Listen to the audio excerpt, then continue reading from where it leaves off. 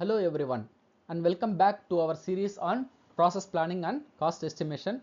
So in this lecture we will examine the conceptual ladder of cost, understanding how a product's price builds up step by step from raw materials to the market catalog. Following that we will discuss the various allowances that must be factored into cost estimation to account for real world manufacturing conditions. Let's begin. So before we break down the definitions, let's visualize the cost of ladder or structure chart shown on the slide. Think of it as a pyramid building from a bottom up. At the foundational level, we combine direct material, direct labor and direct expenses to form the prime cost. Adding factory expenses to this brings us up to the factory cost. So if we layer an administrative expenses, we reach the manufacturing cost or production cost or office cost. By accounting for selling and distribution and expenses, we find the total cost or ultimate cost or selling cost. Adding to our desired profit margin gives the selling price. And if we add a buffer for customer discount, we finally arrive at the selling price. And we add a buffer of customer discounts, we finally arrive at the market price or the catalog price. So let's look at closer to each and every step from the next slides. So let's define the first few rungs to our ladder, prime cost. So this is the baseline combination of direct cost.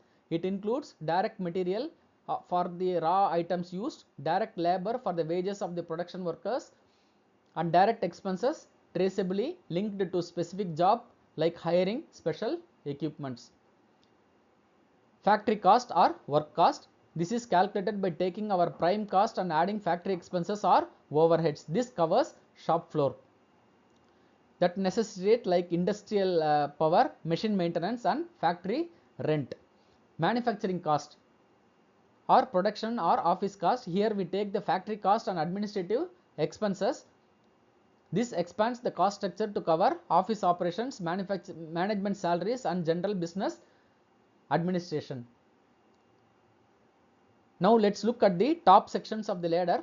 Total cost, also called as ultimate or selling cost. This is your manufacturing cost plus selling and distribution expenses. It brings marketing, advertising, logistics and sales force cost into the equation.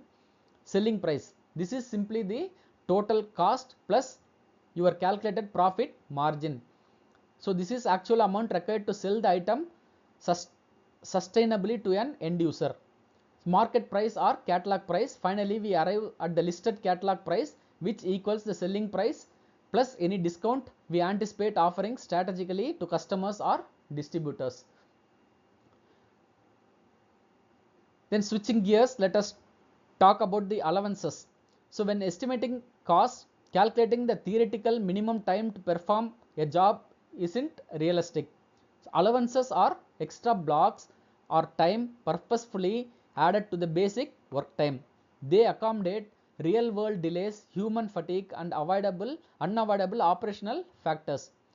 Properly estimating allowances ensures that our workers can realistically maintain efficiency, safeguard their health and consistently hit production target. So we categorize these into 5 main types. One is relaxation allowance, second one is contingency allowance, third one is process allowance, fourth one is interference allowance and fifth one is special allowances. The first category is the relaxation allowance, which is given to workers so they can recover from fatigue and attend to basic biological needs. It is divided into two areas.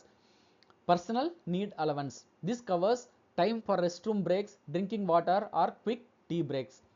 Fatigue allowance. This compensates for a physical and mental strain stemming from highly repetitive movements, poor workstation lighting or continuous factory noise.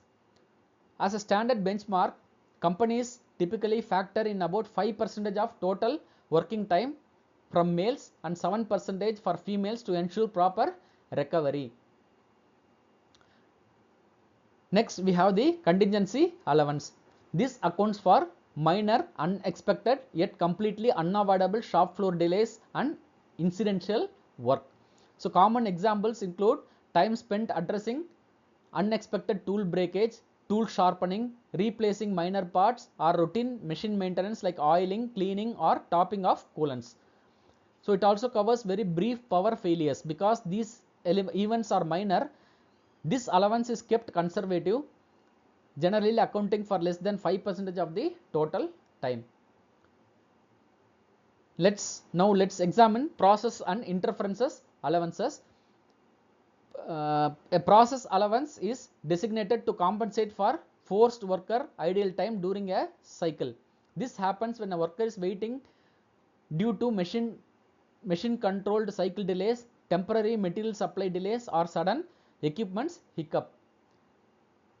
An interference allowance is applied when a single worker is managing multiple machines at the same time.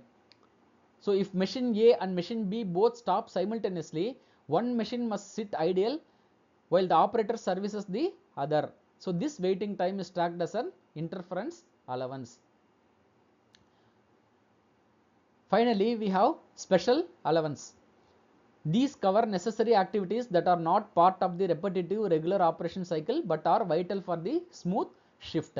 This includes startup allowances for preheating or calibrating a machine, shutdown allowances for safely closing a process, and dedicated cleaning or tool adjustment time. It also covers changeover allowances when retooling a machine to switch between entirely different product jobs. Accounting of all these rungs on the cost ladder and real world time allowances gives us an incredibly accurate estimation framework. So with this, we are winding up this particular session. Thank you for your time, and I will see you all in the next session. Thank you.